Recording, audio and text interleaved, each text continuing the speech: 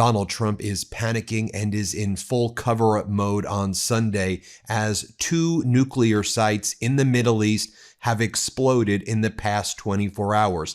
In Abu Dhabi, in the United Arab Emirates, a nuclear facility was hit by a drone, and there is currently a fire there. Fire and rescue services are in Abu Dhabi responding this morning to a drone strike that resulted in a fire inside an electrical generator outside the inner perimeter of the Baraka nuclear power plant in Al Dhafra region of the UAE. Authorities right now are reporting no injuries, but we have the official statement right here from the UAE Defense Ministry. They say there were 3 drones that were in the direction of this facility, that they were able to strike down 2 of the drones, but one of the drones hit this nuclear facility.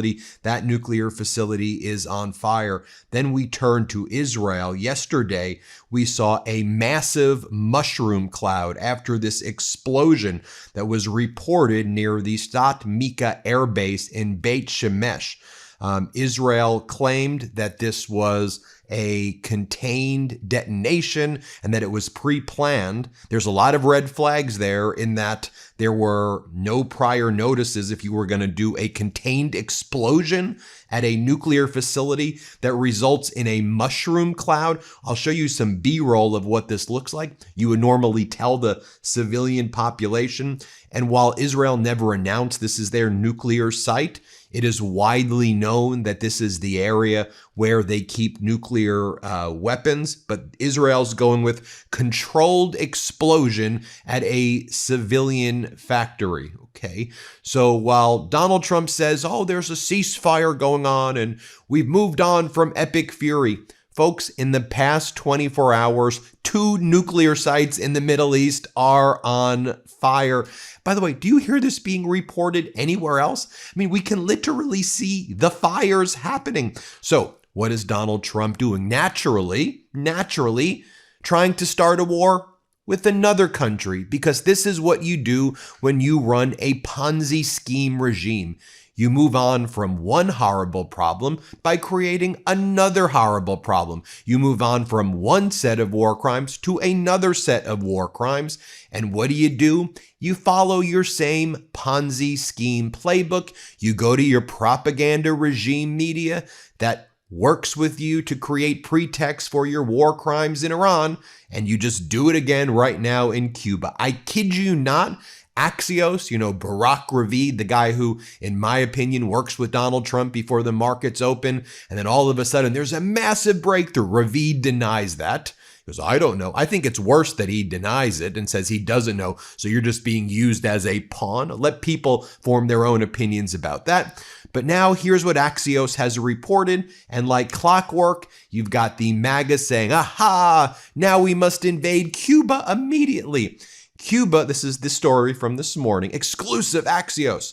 Cuba has acquired more than 300 military drones and recently began discussing plans to use them to attack the U.S. base at Guantanamo Bay, military vessels of the United States, and possibly Key West, 90 miles north of Havana. Exclusive on what the Trump administration is thinking. Well, I'll cut to the chase what they're thinking. Aha, let's use this as a pretext to invade Cuba. We know that Ratcliffe, CIA Director Ratcliffe, was in Cuba at the end of last week talking about invading Cuba. We know that the Trump regime has issued, or will be issuing formally, an arrest warrant for the 94-year-old ailing Castro, who's no longer even really the day-to-day, he's not the day-to-day leader anymore, but the spiritual leader, I suppose, at this point. It's the same playbook that they used in Venezuela, the same playbook that they tried to use in Iran and failed. And now Donald Trump is moving on to Cuba and saying, by the way, if you read the article, it says they got their drones and they got all of this equipment from Russia. Donald Trump's a Putin bootlicker. Donald Trump's removed the sanctions on Putin. Donald Trump helps, but Donald Trump has removed 4,000, 5,000 U.S. troops from Poland that were supposed to be deployed there. Trump attacks NATO, and then you're shocked? Shocked, I tell you, that Russia gave Cuba drones. Okay, Donald Trump allowed Russian ships to get through the U.S. blockade. As I said at that time, what do you think was in the ships in addition to aid to Cuba? You don't think they were going to bring drones and military weapons on there? Trump let the ship in. Remember when Trump let the ship, I have this blockade in Cuba, and Russia's like, yeah, we're going to get there to Cuba.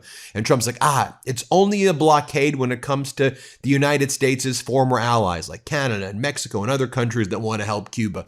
But we will let Russia in. And like clockwork, you've got the MAGAs out there making their posts. MAGA Republican Congress member Diaz-Balart, Congress member Jimenez, Congresswoman Salazar. These are the Cuban MAGA Republican Congress members who sold out their people in Florida. But now they go, right in time for the midterms, the Cuba war. Maybe that's how we'll get Latino voters back who no longer support Donald Trump. Do you see how stupid they think we all are, right? They think we're all so stupid. In response to the Axios article, Diaz-Balart goes, MAGA Republican congressman, we've seen the threat drones pose in the Middle East. Now they are 90 miles from our shores and near critical infrastructure. It's clear that the Cuba regime is a national security threat. Carlos Jimenez, MAGA Republican. The regime in Cuba poses a dangerous national security threat to the United States of America. Congresswoman Salazar. The world has already seen what a hostile regime can do with drones, and those capabilities in the hands of the Cuban regime just 90 miles from Florida should concern every American. A dictatorship aligned with America's adversaries operating this close to our shores. Y'all were the one, you're starving, whatever we think about the Cuban regime. Whatever we think, you are starving the people of Cuba to death with the blockade, and you are threatening war and total annihilation once again, not just on the Cuban regime, but on the people in Cuba. And then you go, oh my God, we've just learned that they have drones. Well, now we need to invade. The propaganda that comes out from this Trump regime is not even good propaganda. They just think that you are all that stupid. And by the way, do you hear corporate news talking about any of this? Wouldn't you think it's a big story? 2 nuclear sites are hit. Maybe that should be a big story. Creating the pretext for an invasion of Cuba with these drones, and Axios puts it out there. Then the MAGA Republicans, try to get the layup for their next war. And this is all absolutely related. Not to mention, you have 11 U.S. Air Force C-17A aircrafts leaving the Middle East towards Europe. The same exact mass departure pattern happened right before the U.S. and Trump and Netanyahu invaded Iran back in late February. This is going to be a never-ending war. What's the plan, Donald? What the hell is the plan? Oh, are you just going to try to social media post your way out of it? This is what Trump just posted. Bad Congressman Tom Massey voted against tax cuts, the border wall, our military and law enforcement. Actually, he voted against almost everything that is good. The worst Republican congressman in history. He voted for you most times. The guy's as conservative as you can get, right-wing as you can get, but MAGA ain't conservative. They're a Trump cult. And when Thomas Massey and Lauren Boebert and Marjorie Taylor Greene and Nancy Mace said, release the files to expose the child sex trafficking ring in the Epstein files, you, Donald, told Marjorie Taylor Greene, but that's all my friends. We can't do that. And then you and MAGA Republicans have systematically attacked the people who helped release the Epstein files. That right there, folks, tells you everything you need to know about this sicko predatory regime. Oh, and then Lindsey Graham is like, yeah, let's bomb Iran even more. Here's what Lindsey Graham had to say this morning. And there's things we can do to hurt the energy infrastructure is their soft underbelly. If you go back to the fight, I'd put energy on top of the list. So you're calling for strikes on the energy infrastructure, Senator? I'm calling to hurt this regime. If you do the same old thing, you're going to get the same results. Hurt them more. Maybe they'll make a deal if you hurt them enough. But right now, I think they're trying to wait us out. I think they're playing games. And in the words of the president, I think they're crazy. I think he's right. Senator. And folks, that's why having an accurate media diet is so critical right now. And so I get my news, and I think you know this by now, from ground news, where I analyze what's being reported by right-wing media, what's being reported by left-wing media, what's being reported across the political spectrum, because I'm a data-driven person and I want to see if certain media is pushing an agenda. I mean, I looked at this morning. Young Kyiv couple in Ukraine killed in fierce Russian airstrikes, hope to start a family, mourners say. Very little right-wing coverage on this at all. Frankly, very little coverage in American media at all. You know, I cover Ukraine almost every morning about how Russia very frequently also has escalated their civilian strikes. They've launched one of their ballistic missile strikes and drone strikes on Kyiv and Kharkiv and surrounding areas, killing many people. We've reported on that extensively here, but very little right-wing media covers this at all. And so I use Ground News to kind of track that. So Ground News is an app and a website that pulls in thousands of articles from around the world and organizes them by story to show you how's the left, how's the center, how's the right framing the story. For every story, there's a color-coded layout. It makes it easy to see the political bias of each source. I can filter for high factuality sources and see which sources are independently owned or owned by a large media conglomerate with corporate interest. This lets you compare reporting on the same issue in one place so you can come to your own conclusions based on all of the facts. On this article, for example, I saw very little right-wing media was covering it. Ground News has this dedicated blind spot feature that I just used to show you that. I believe in Ground News so much. We're going to offer you 40% off the same Vantage plan that I use for my research every morning. So just click the link in the description right here, go to ground.news/MTN, or you can scan the QR code up here. It's one of the biggest discounts they've offered. One more time, go to ground.news/MTN or scan the QR code up here. If you want to support this channel and get a clearer understanding of the world, try out Ground News, use the research tools that I use every morning to prepare for my videos. Now, going back to this video, what's MAGA Mike doing right now? Well, MAGA Mike Johnson is there in the Washington Mall, and he's speaking with state regime media, which calls itself Fox. And he goes, look, I understand that people care about kitchen table issues. We'll get there. We'll get to the kitchen table issues. As soon as we get this Strait of Hormuz opened, you're the reason it's closed. You're the reason it's closed, and you're the reason it's going to be closed probably this time next year as well, and the year after that as well, until we can get a competent leader in. Here's what MAGA Mike says. Let's play it. So CBS News had some polling out this morning showing 76% of people are concerned. 67% say they are stressed about their own personal financial situation. You know that generally the incumbent is punished in the midterms, and people are feeling very uncertain about how they're doing personally. How do you campaign against that? Well, this relates to the last segment. We were talking about the Strait of Hormuz. Really, all points lead back to that. Gas prices are too high because of that, and then that has an effect on how goods are transported to the grocery store and all the rest. So as soon as we get that straightened out, we will get back to the kitchen table issues, the economic issues that we put in place to make the economy grow. And then MAGA Mike spreads this lie that you hear Trump say and MAGA say. The reason that the Strait of Hormuz remains closed is because Iran doesn't have any leaders. And because all of their leaders don't exist now, because we've been so successful, we don't know who to talk to. They have leadership. The Iranian regime is in place. The Islamic Republic is there. The IRGC is deeply interested. I know who all the leaders are. In fact, their leaders are being given heroes welcome at major international conferences. Every other damn country, MAGA Mike, knows who Iran's leaders are. They're calling them. Europe's calling them on a bilateral basis. Everyone's calling Foreign Minister Araghchi, MB Ghalibaf, the parliament leader. Ghalibaf, I should say, has just also been named a special envoy to China following Donald Trump's disastrous visit. I know who's in the courts in Iran. I know who their parliament leaders are. Heck, I know who their spokesperson is for certain parliament members. I know why, because if you just do a modicum of damn research, you would all know this. So stop with they don't have any leaders. They don't have any leaders. When you lie and lie and lie and everything is a lie, then all we can come to the conclusion is everything you say, no matter what you're going to do, is just based on Donald Trump's delusions of conquering everything so he can have people in his golden ballroom. I don't even know what the outcome here is. You're making us so much damn weaker. Here's what MAGA Bike says. Let's play it. This is not time for War Powers Act. Operation Epic Fury has been declared concluded, and it is, and now we're into a new project, and that is to get the Strait of Hormuz open. This is about diplomacy and negotiation. You don't have kinetic warfare right now. You don't have missiles flying around, and so we've got to allow the administration time to finish this and sort it out. And how much time? Well, we'll see. I mean, this is a day-by-day development. The president has his hands on this every single day.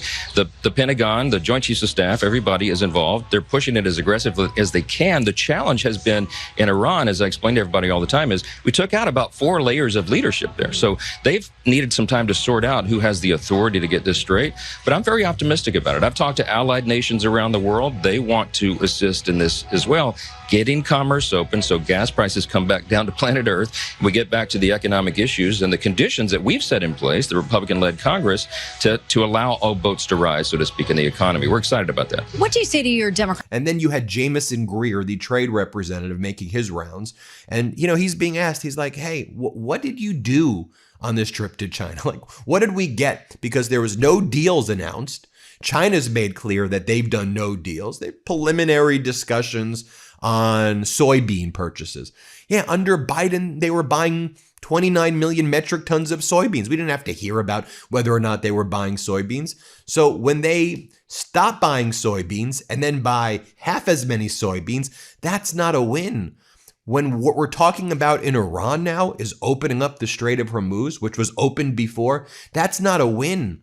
It's these loser, entitled, privileged, whatever you want to call these people, Trumpers, who describe the biggest loss as a victory, and they want like a participation trophy in geopolitical situations. It's like, what are you even talking about? Here's what Jamison Greer, Trump's trade representative, has to say. Let's play. Ag products. The conservative Wall Street Journal editorial board questioned whether the summit achieved any of the stated wins because of how vague these things have been. They said Mr. Trump boasted about fantastic Chinese purchases of U.S. soybeans and aircraft, but China didn't confirm the sales. And by our count, this is the second time China has bought the same American soybeans, or is it the third?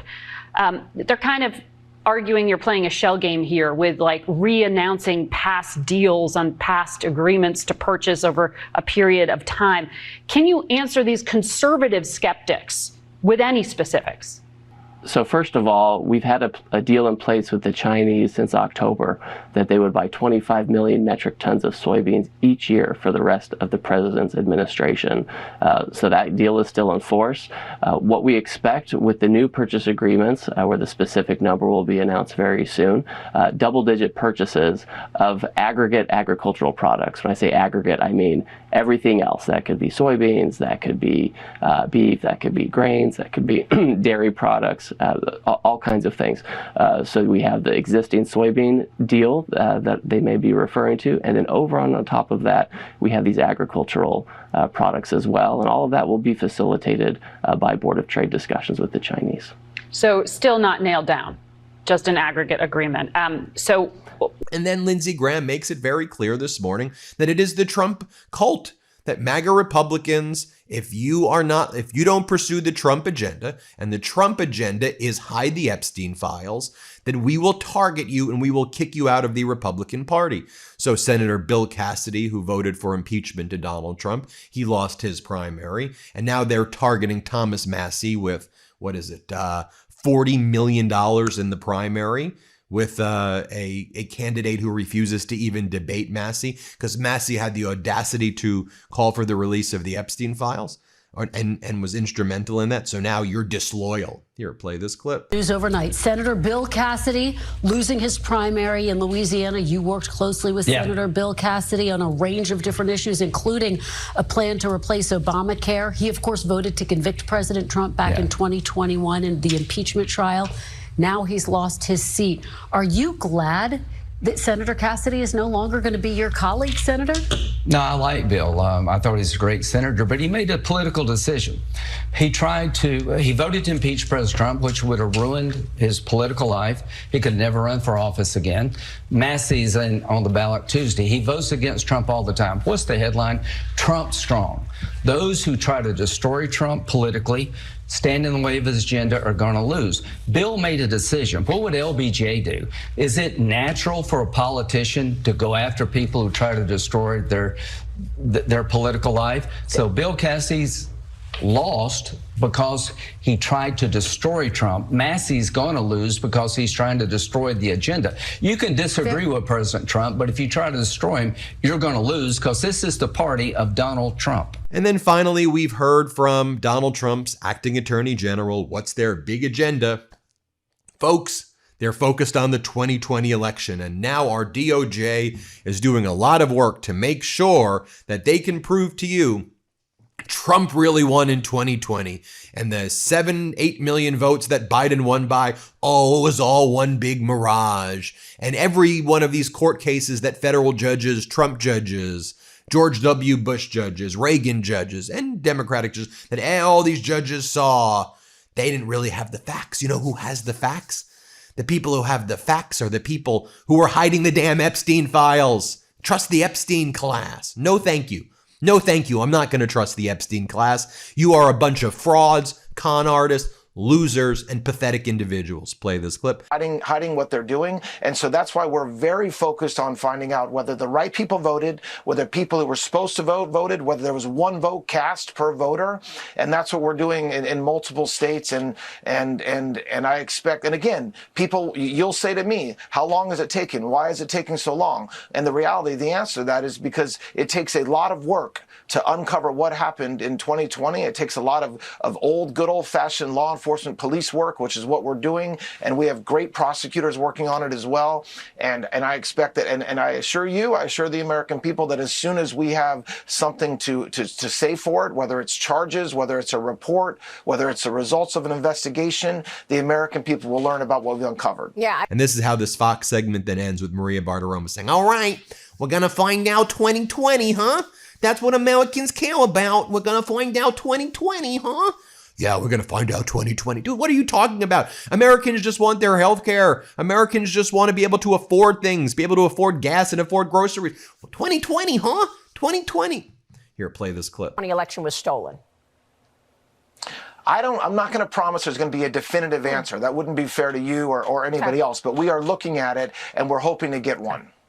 Todd, Blanche, we appreciate your time and your work. Of course, our audience is very... There you have it, folks. Let me know what you think. Hit subscribe. Let's get to 7 million subscribers. You may think you're subscribed, but you may not actually be subscribed, so double check. Let's get to 7 million. Thanks for watching. New Meidas merch drop. Check out the latest pro-democracy sticker packs, t-shirts, hats, sweatshirts, and more. All at store.MeidasTouch.com.